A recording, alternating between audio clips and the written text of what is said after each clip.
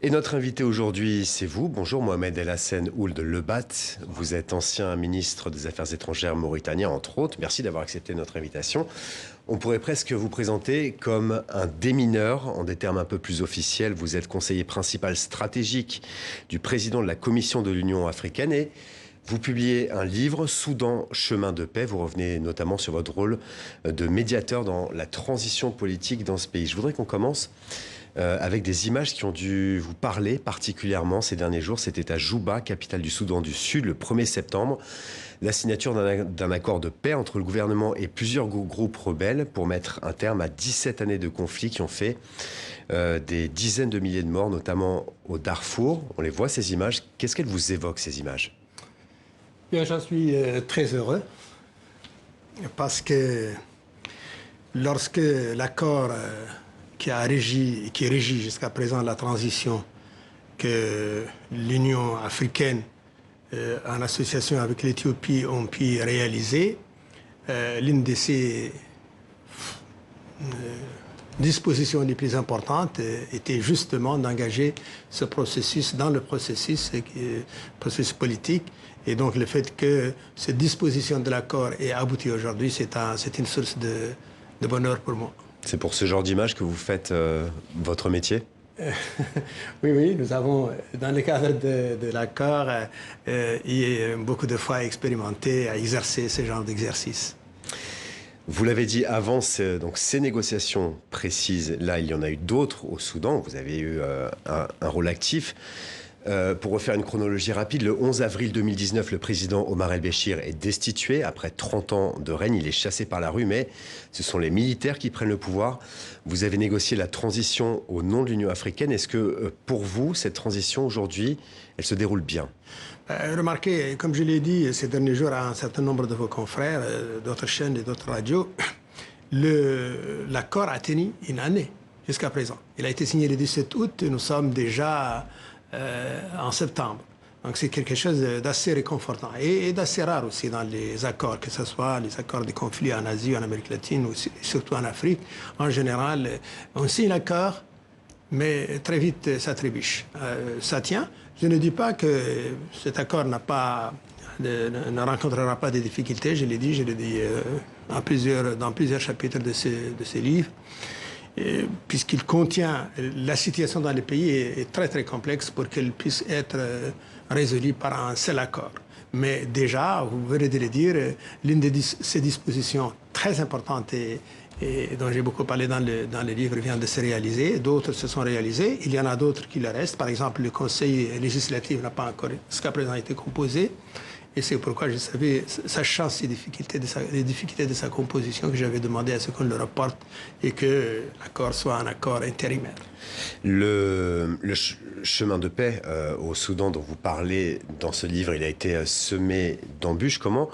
De manière générale, comment est-ce qu'on pousse des partis qui se regardent un petit peu en chien de faïence à négocier? Comment est-ce qu'on les force à s'asseoir autour d'une table et à négocier entre elles, à trouver un terrain d'entente? Vous savez, très rapidement, les bréviaires de médiation et de facilitation sont remplis de recettes. Je ne vais pas vous les ressasser ici. C'est pas pour cela que je suis venu, puisque je suis encore venu pour présenter les livres.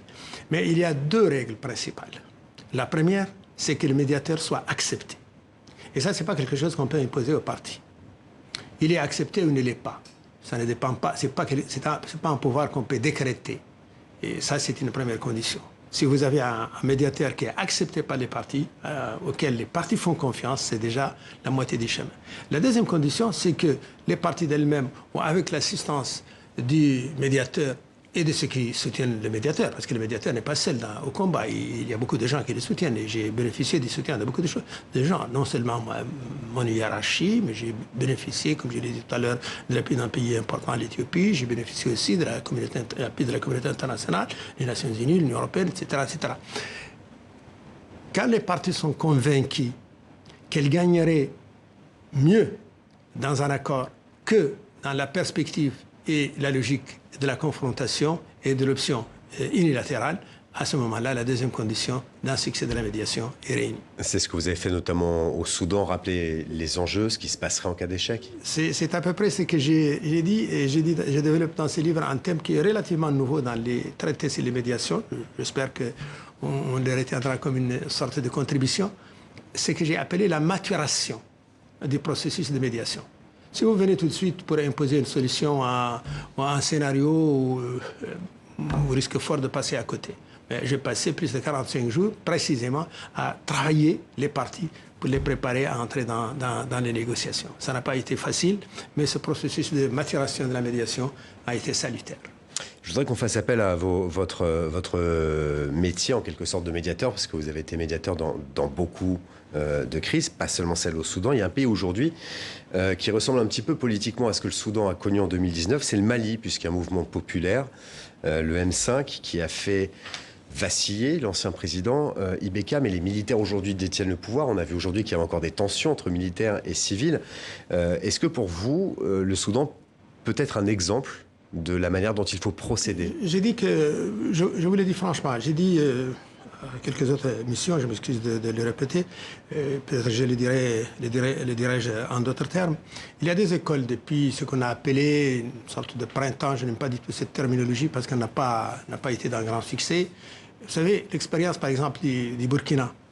Nous avons assisté à un mouvement populaire très très puissant avec lequel l'armée burkinabé s'est associée. Et la transition qui avait été mise en place à ce moment-là, sa présidence a été confiée à un civil et en numéro 2, un militaire. Donc il y avait une composition dont la tête était prise par un civil. Nous avons l'expérience du Soudan. Vous me posez la question si est-ce que cette expérience est exportable.